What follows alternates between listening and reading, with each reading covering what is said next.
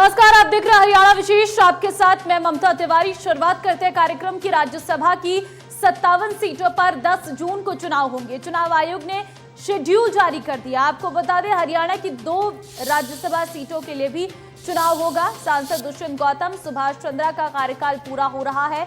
वहीं पंजाब की भी 2 सीटें खाली हो रही हैं। तो 10 जून को वोटिंग होगी। राज्यसभा के लिए जो शेड्यूल है वो जारी कर दिया गया है चुनाव आयोग की तरफ से।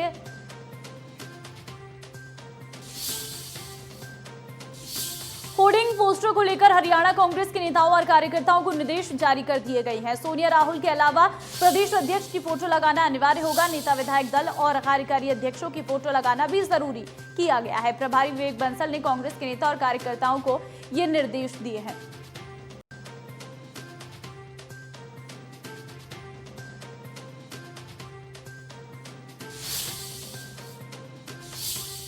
ज्ञानव्यापी मस्जिद और श्रृंगार गौरी मंदिर विवाद में जिला अदालत ने बड़ा आदेश दिया है। अदालत ने मुस्लिम पक्ष की कोर्ट कमिश्नर को हटाने की मांग को खारिज कर दिया है। कोर्ट ने कोर्ट कमिश्नर के साथ 2 नए वकील भी जोड़े। अदालत ने साथ ही पूरे मस्जिद परिसर का सर्वे कराने का आदेश दिया है। कोर्ट ने कहा कि जब तक मस्जिद के कमीशन की कार्रवाई पूरी नहीं होती तब तक सर्वे जारी रहेगा। 17 मई को सर्वे की रिपोर्ट कोर्ट को में सौंपना होगा। कोर्ट ने कहा कि मस्जिद के चप्पे का सर्वे होगा। कोर्ट ने इस कार्रवाई को सख्ती के साथ पूरा करने के आदेश दिए हैं। कोर्ट ने मुस्लिम पक्षकारों को झटका देते हुए आदेश दिया है कि कोर्ट कमिश्नर अजय कुमार मिश्रा को नहीं हटाया जाएगा। यही नहीं, मस्जिद के सर्वे का काम 17 मई से पहले पूरा कर लिया जाएगा। 56 ग के आधार पर मुस्लिम पक्षकारों ने कोर्ट कमिश्नर को बदलने की मांग की गई थी, जिसे सिविल जज ने खारिज कर दिया कि जिलाधिकारी को ताला खुलवा करके तोड़वा कमीशन कार्रवाई कराए। यदि कमीशन कार्रवाई में कोई विरोध करता है तो उस पर FIR दर्ज करे और मुकदमे कार्रवाई करे। कमीशन दौरान कमीशन कोई बाहरी व्यक्ति अंदर नहीं रहेगा। किसी तरह की बाधा अब तो नहीं आनी चाहिए। क्या आज कोर्ट ने फैसला दिया है, बताइए। कोर्ट ने आज फैसला बड़ा स्पष्ट दे दिया। अजय कुमार मिश्रा कमिश्नर नहीं बदले जाएंगे। अजय कुमार मिश्रा के साथ विशाल सिंह भी कमिश्नर लगाए गए। और जो यहाँ तक ताला खोल करके ब्रैकेटिंग के अंदर की बात थी, उसके लिए कहा कि कमीशन कार्रवाई होगी। जिलाधिकारी सुनिश्चित करें, यदि चाबी नहीं मिलती ताला तोड़ कार्रवाई करें। और यदि कमीशन कार्रवाई में कोई विरोध करता है तो उस पर FIR तक मुकदमा तक दर्ज करने का आदेश कोर्ट ने दे दिया। तो अब ये कमीशन की कार्यवाही जो सर्वेक्षण की बात कर, इसके लिए अजय कुमार मिश्रा और विशाल सिंह तय करेंगे डेट। विशाल सिंह जी भी अधिवक्ता हैं। वो कोर्ट कमिश्नर हुई। कमिश्नर की जांच होगी और अब सब फैसला 17 को फाइनल होगा। क्या लग रहा है आज सपना साकार हुआ आप लोगों का? आज सम्मान जीत हुई, हम लोग की बहुत बड़ी जीत हुई है। हाँ, बिल्कुल प्रसन्न है।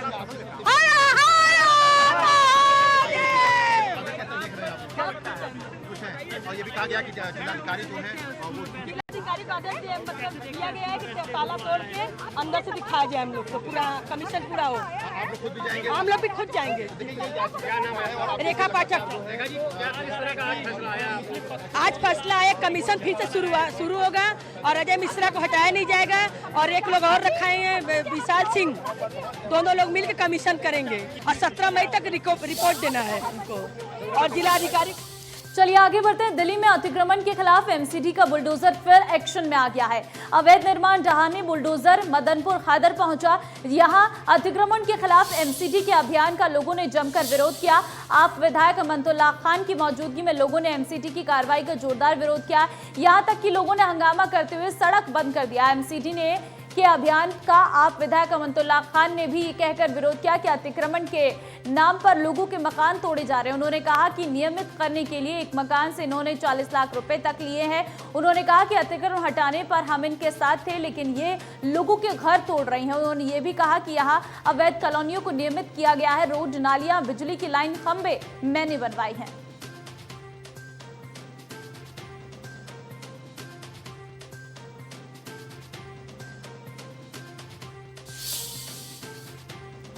अतिक्रमण के खिलाफ कार्रवाई के दौरान मदनपुर खादर में बवाल की 4 तस्वीरें निकलकर सामने आई हैं। ये 4 तस्वीरें आपकी टेलीविजन स्क्रीन पर। पहले मदनपुर खादर की, दूसरी तनेजा चौक की, तीसरी कंचन कुंज की और चौथी प्रेमनगर की है, जहां पर अतिक्रमण पर बुलडोजर से प्रहार किया गया और भारी विरोध का भी सामना करना पड़ा। इस कार्रवाई के दौरान दरअसल दिल्ली में अतिक्रमण हटाने को लेकर यह हंगामा लगातार बढ़ता जा रहा है। बुलडोजर लगातार उन अवैध कॉलोनियों को ध्वस्त कर रहा है, उन मकानों को तोड़ रहा है जो अवैध तरीके से बनाई गई है। ऐसे में इस दौरान लोगों ने सड़क पर उतरकर इस अतिक्रमण के खिलाफ आवाज भी उठाई और पुलिस पर पथराव तक लोगों की ओर से किया गया और साथ ही मदनपुर खादर में बवाल के बाद फ्लैग मार्च निकाला गया। आप विधायक अमनतुल्ला खान को हिरासत में लिया गया। अतिक्रमण के खिलाफ नगर निगम सख्त दिखाई दे रहा है। वहीं पंचकुला में भी town and country planning department के बाद नगर निगम ने पीला पंजा चलाया। इस दौरान पंचकुला इंडस्ट्रियल एरिया में अवैध निर्माण को ध्वस्त किया गया। साथ ही नगर निगम ने अवैध निर्माण की एक लंबी चौड़ी लिस्ट बनाई है। 2 दर्जन से अधिक बड़ी इमारतों पर बड़ी कार्रवाई हो सकती है।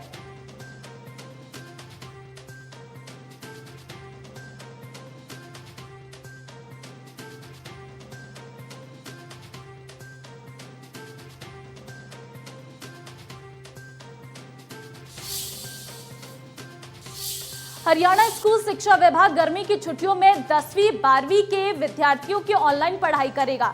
प्रदेश सरकार ने फैसला लिया है कि 1 से 30 जून तक दोनों कक्षाओं के विद्यार्थियों को जो टैब मिले हैं उस टैब के जरिए पढ़ाई करेंगे। देखिए रिपोर्ट। गर्मी की छुट्टियों में लगेंगी ऑनलाइन क्लास। 1 जून से 30 जून तक लगेंगी कक्षाएं। 10वीं और 12वीं के छात्रों की टैबलेट के जरिए होगी पढ़ाई। अगर आप हरियाणा बोर्ड में 10वीं और 12वीं के छात्र हैं तो गर्मी की छुट्टी मनाने का विचार मत करिए। इस बार गर्मी की छुट्टियों में आपकी ऑनलाइन क्लासेस चलेंगी। ये बड़ा फैसला हरियाणा शिक्षा विभाग ने लिया है। हरियाणा स्कूल शिक्षा विभाग गर्मी की छुट्टियों में 10वीं 12वीं के विद्यार्थियों की ऑनलाइन पढ़ाई कराएगा। दोनों कक्षाओं के विद्यार्थी टैब के जरिए 1 से 30 जून तक ऑनलाइन पढ़ाई करेंगे। पढ़ाई के लिए विभाग गर्मी की छुट्टी से पहले सभी छात्रों को टैबलेट बांटेगा। ऑनलाइन पढ़ाई में कोई बाधा न आए, इसके लिए सभी जिला शिक्षा अधिकारियों को टैब वितरण सुनिश्चित करने के निर्देश दिए गए हैं। इस पूरी योजना को सिरे चढ़ाने के लिए विभाग की ओर से जल्द शिक्षकों को ट्रेनिंग देने का कार्य जोर शोर से शुरू किया जा रहा है। विभाग की कोशिश है कि छात्रों और शिक्षकों को जो टैबलेट दिए जा रहे हैं उनको बच्चों की पढ़ाई में ज्यादा से ज्यादा इस्तेमाल किया जाए और अगर सुचारू पढ़ाई में कोई दिक्कत आती है तो इन छुट्टियों में ही उन दिक्कतों को दूर कर लिया जा सके।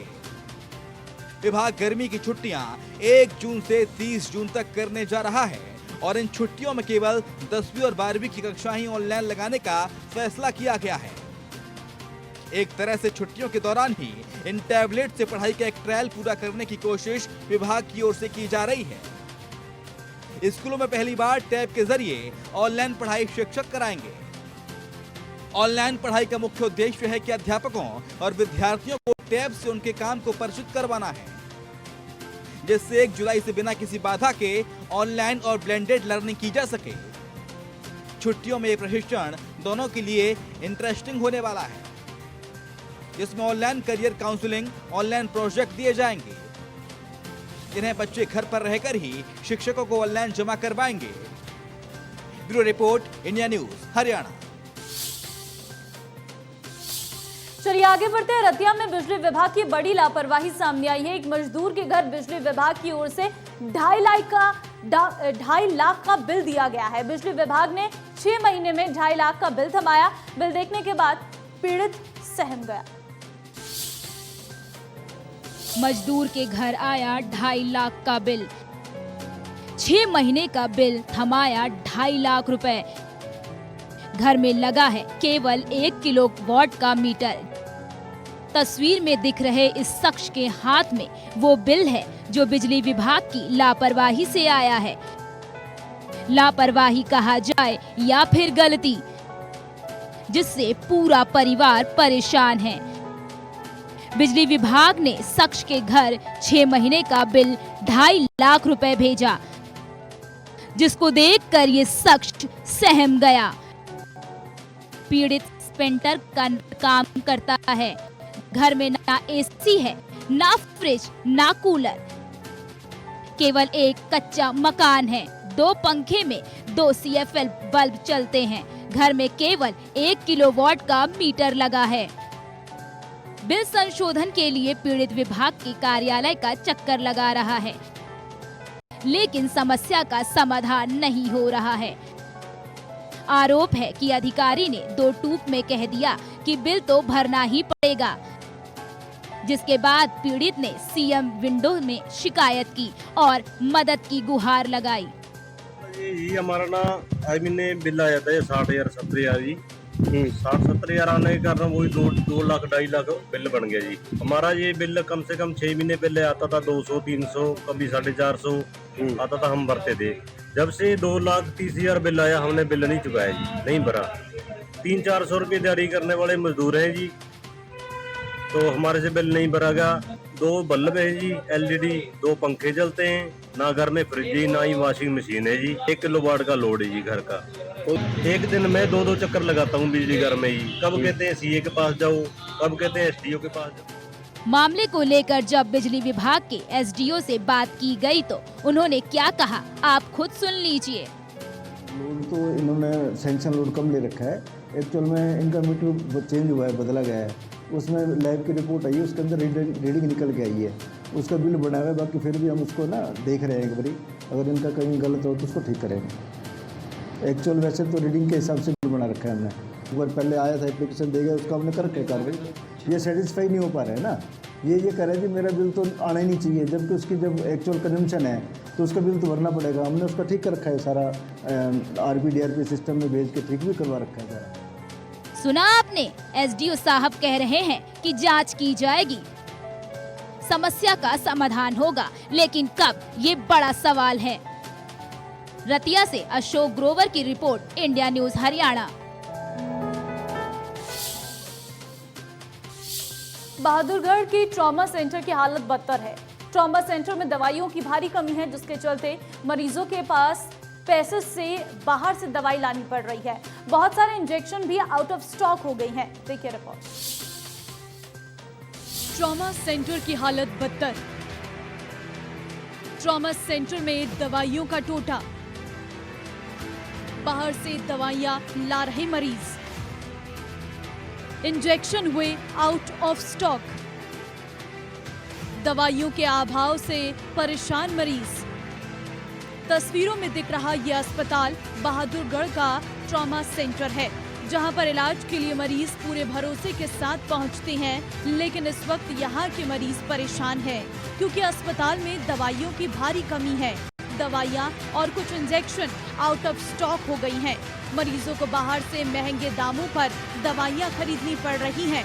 अस्पताल में दवाइयां नहीं हैं, इसलिए डॉक्टर भी मरीजों को बाहर से दवा लाने की सलाह दे रही हैं। ट्रॉमा सेंटर इमरजेंसी सर्विस देने के लिए बनाया गया था, यानी अचानक से किसी की तबीयत बिगड़ती है, कोई दुर्घटना में चोटिल होता है या फिर अचानक स्वास्थ्य संबंधित कोई बीमारी हो जाती है, तो उसका प्रारंभिक तौर पर इलाज यही होता है। लेकिन दर्द से निजात दिलाने वाले यानी पेन किलर इंजेक्शन तक यहाँ पर खत्म हो चुके हैं, जिसके चलते मरीज और तीमारदार दोनों परेशान हैं। 80% ना इसका दर्द हो रहा है, पैरामारी भी है, नाट है दवाई को ना, और बुजुर्ग भी है। क्या कह रहे हैं?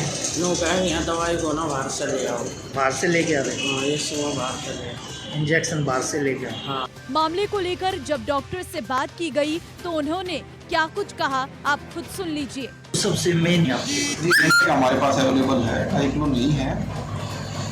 पहले दूसरा इंजेक्शन कोशिश करते हैं हम, पेन रिलीव हो जाए, अदरवाइज नहीं होता तो मंगवाते हैं। सुना आपने, डॉक्टर साहब कह रही हैं कि खत्म हो चुकी दवाइयों और इंजेक्शन की डिमांड CMO ऑफिस भेज रखी है, लेकिन सवाल है कि दवाइयों की सप्लाई अभी तक क्यों नहीं हुई। इतने बड़े ट्रॉमा सेंटर में भारी मात्रा में दवा और इंजेक्शन खत्म होने पर कई सवाल उठ रही हैं। फिलहाल अब देखना होगा कि दवाइयों की सप्लाई ट्रॉमा सेंटर में कब की जाती है। बहादुरगढ़ से जगदीप की रिपोर्ट, इंडिया न्यूज हरियाणा। आगे बढ़ते हैं। अंबाला के सरकारी स्कूल में मिड डे मील अभी तक बंद है। स्कूल तो खुल गए, लेकिन मिड डे मील की रसोई में ताला लगा हुआ है। बच्चे अपने घर से लाया हुआ खाना खाते हैं, वहीं खाना बनाने वाले वर्कर पहुंचते हैं लेकिन खाना पूर्ति के लिए। देखिए रिपोर्ट। तो फिलहाल किस तरीके से अब बात मोहाली की कर लेते हैं। मोहाली ब्लास्ट के बाद हरियाणा सरकार एक्शन मोड में नजर आ रही है। दरअसल मोहाली में जो ब्लास्ट हुआ उसके बाद हरियाणा सरकार लगातार एक्शन ले रही है। गृह मंत्री अनिल विज ने हरियाणा में एंटी टेररिस्ट स्क्वाड के गठन का ऐलान कर दिया है। ये रिपोर्ट देखिए। सुरक्षा की दृष्टि से गठित होगा आतंकवाद विरोधी दस्ता। डीआईजी एसपी रैंक के अधिकारियों की होगी नियुक्ति। हरियाणा में अब आतंकियों की खैर नहीं है। मोहाली ब्लास्ट के बाद हरियाणा सरकार एक्शन में आ गई है। सुरक्षा की दृष्टि से हरियाणा में एंटी टेररिस्ट स्क्वाड का गठन होगा, जिसमें डीआईजी एसपी रैंक के अधिकारियों की नियुक्ति की जाएगी। ये अधिकारी दस्ते का संचालन करेंगे।